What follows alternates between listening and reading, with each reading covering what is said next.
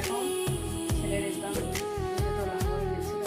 আসার সময় যখন বলে দিয়েছিলাম তিনশিকা থেকে ফুল আনবে, অনেক দিন হয়েছে আনা হয়নি।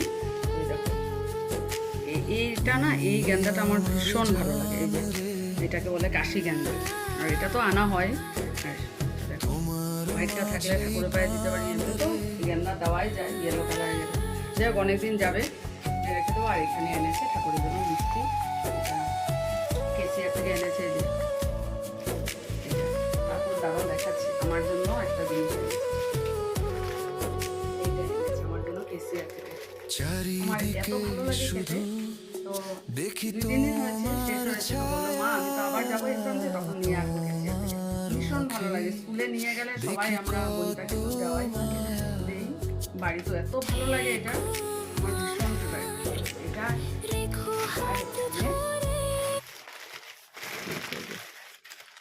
হাক্কা নুডলস, আর কি আছে জানি এখানে কি আছে। যাই হোক এটা ছেলের ডিনার স্পেশাল এনেছে।